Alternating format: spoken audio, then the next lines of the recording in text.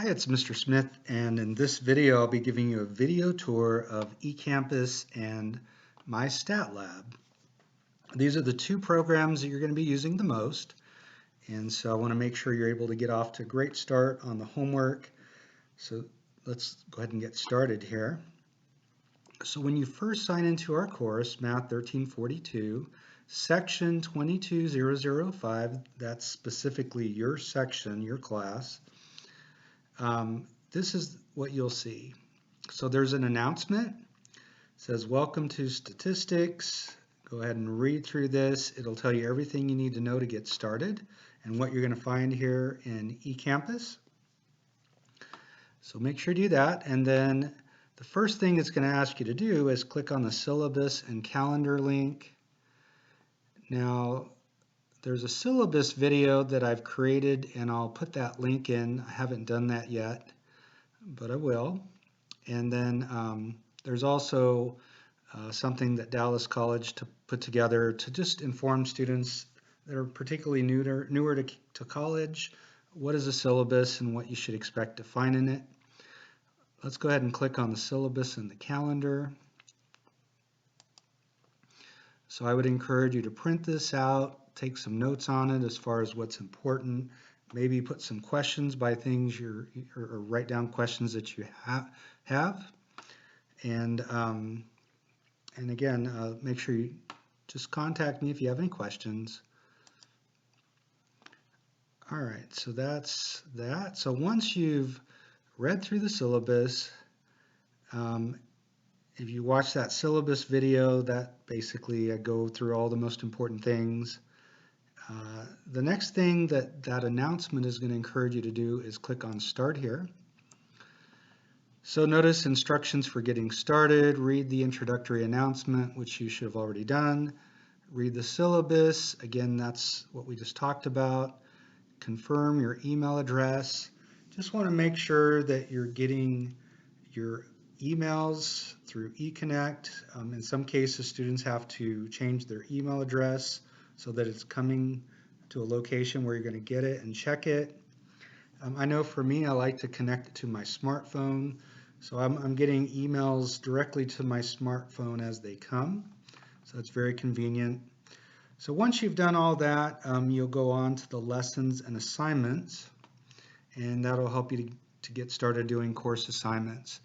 Notice it says here, it encourages you to watch the video tour, that's actually this, of eCampus and MyStatLab. So the other things that you'll find in here is my personal information or contact information, which is also in the syllabus.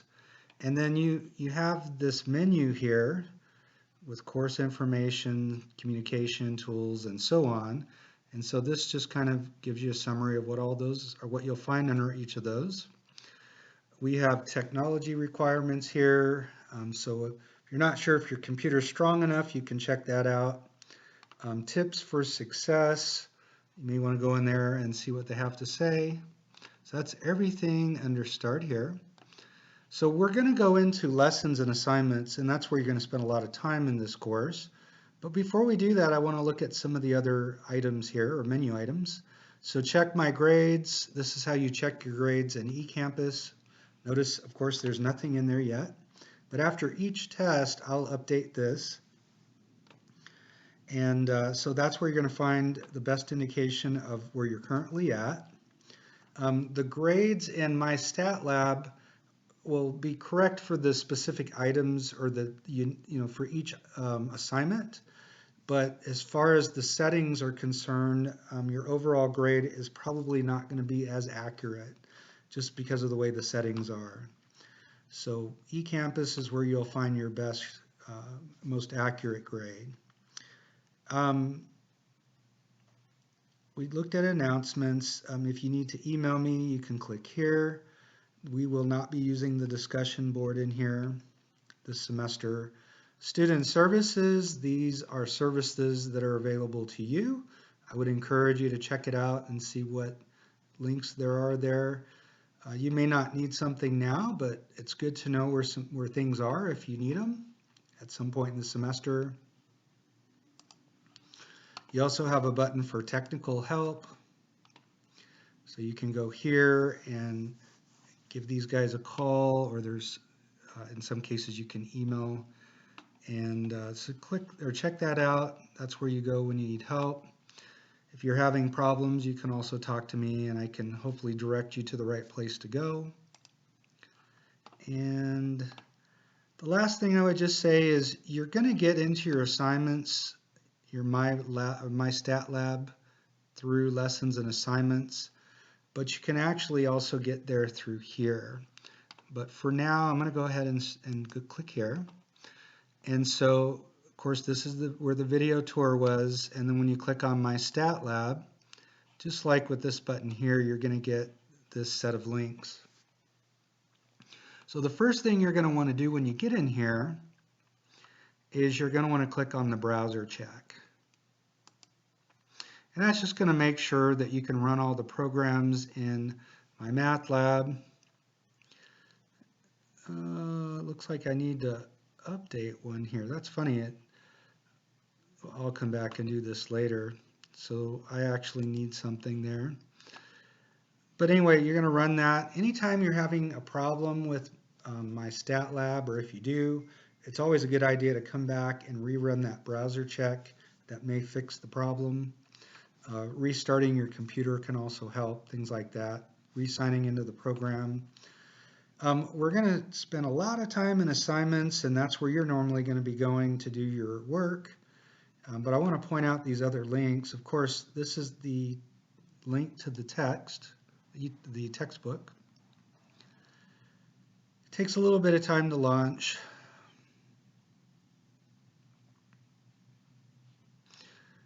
So you can click right here, and this is the table of contents. You can click on a chapter and a section and start reading the book. You can't see all the page because I had to minimize my windows so I could make this video, but you can see you just arrow left or right to go forward or back.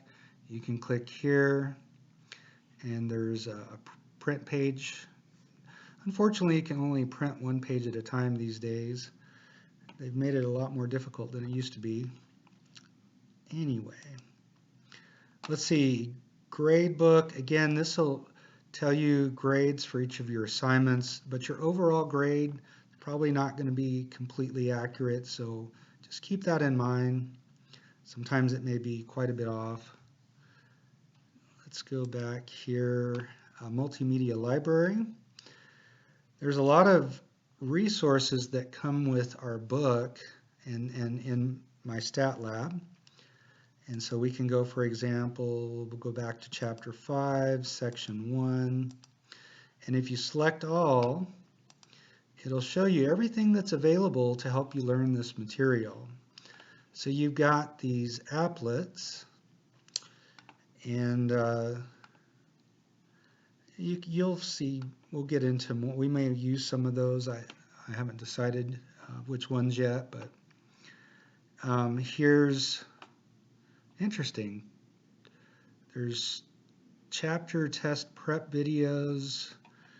I don't know if those will come in handy or not, but those are there. Notice this is a link to the textbook. This is a link to PowerPoint notes. And then you have all these videos here. And so in addition to what we do in class, you'll have access to all these videos for each section to help you learn the material. And especially if you miss a day or something like that, I would encourage you to watch the videos. And I'll show you where you're going to run into these things also in doing your homework. Let me get rid of these tabs here. And now integration support, you'll only need that if for some reason you have a serious issue with MyStatLab this semester. It's been really great the last several semesters, so hopefully we'll have another good semester, but on occasion I'll have a student that has issues, and when you're getting help, they may ask you for information under integration support. MyStatLab statistics purchase options. If you want a printed textbook, You can get it, but of course it's going to cost. It looks like there's $65. Now most people don't get that, but you do have access to that if you're interested and you're willing to pay the money for that. Whoops. There's also a link for accessibility. If that's a concern for you, they can tell you some things about accessibility here. They have some resources there. And honestly, after that, I'm not sure if we're going to be using any of the other links. In fact, I may enable it or disable some of the links so you can't see them. So you'll just have links that we'll be using. At least that's my plan. All right, so that's pretty much everything other than what's in assignments. So let's go to assignments. All right, so you can see the way I'm doing it this semester is I'm giving you access to all the assignments up through the first test. And once you finish the first test, all the assignments for test 2 will be released. So it's not expected, but you're certainly welcome to try to work ahead if you want to do that.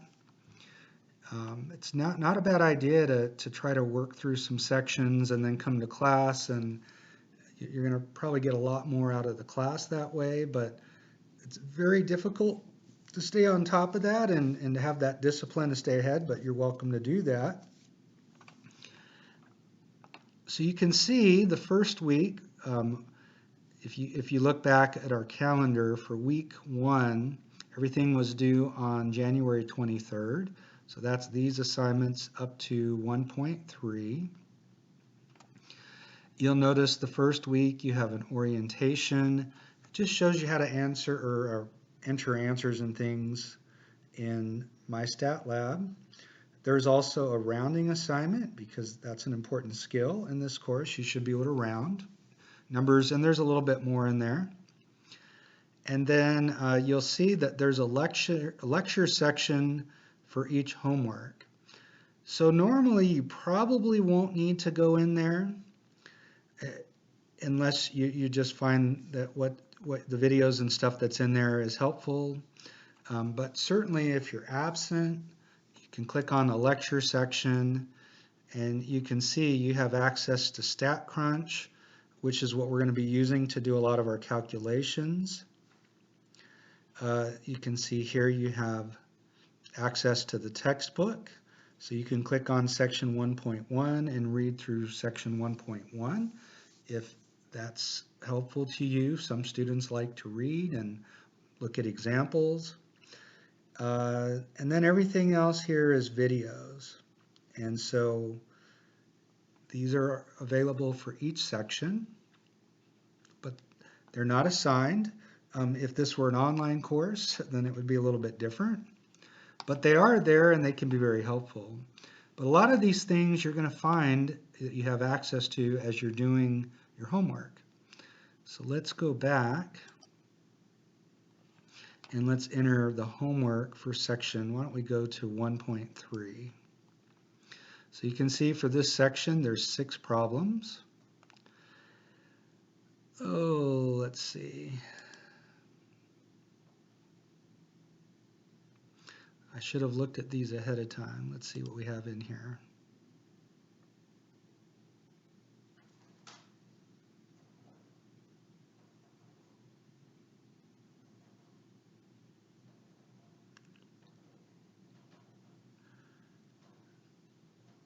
Oh, let's see. I think I'm going to go back to one of the other sections.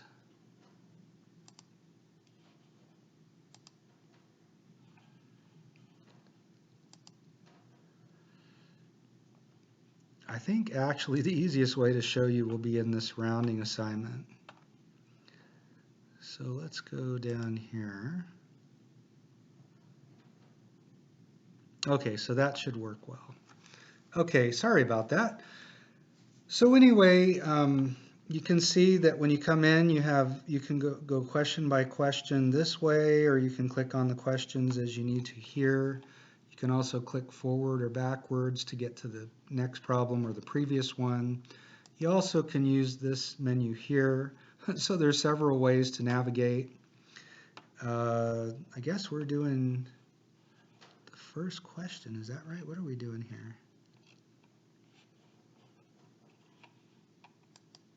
14. Okay, so it says round to the nearest tenth. So I am going to get this wrong. Let's just put 0.1, check answer. So it tells you you're incorrect. It looks like it gives you a little direction. Let's say 0.21. And we'll do that one more time. Notice it says final check. So you'll find that a lot of times, or most of the time, you should have 3 chances. It really depends on the question type, like multiple choice or true false. You're not going to have more than one probably. But when you get a problem wrong, notice it tells you the correct answer and the answer that you gave. And so at this point, you can go on to the next question, or you can get another problem. Now I want to go ahead just to show you something here. I'm going to click on next question.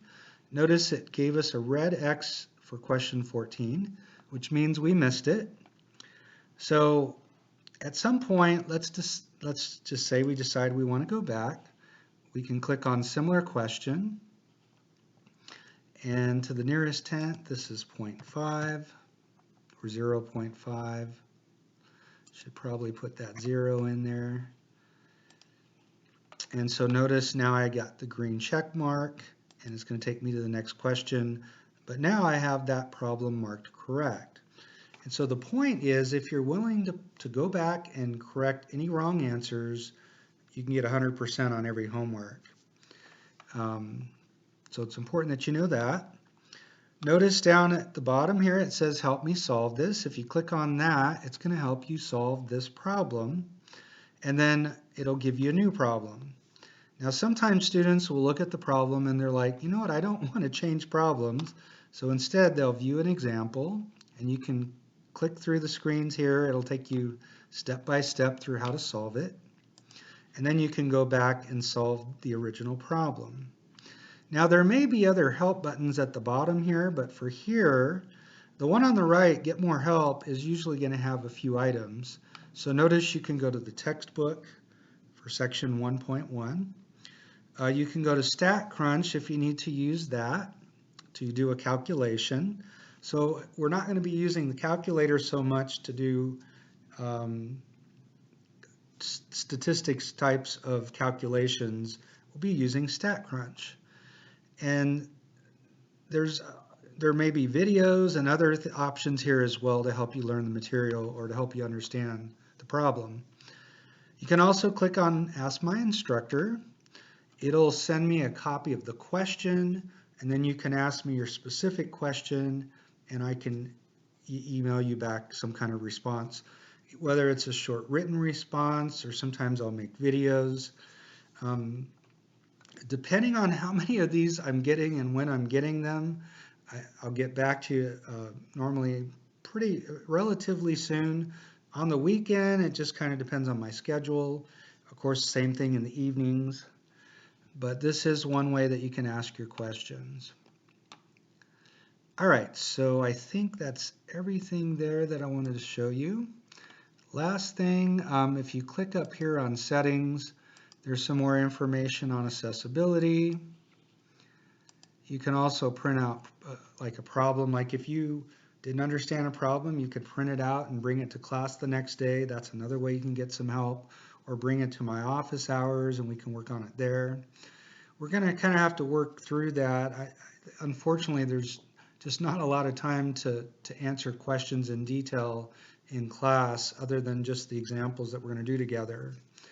But, you know, if you show up a little bit early and I'm a little bit early, we can start working on a problem or two.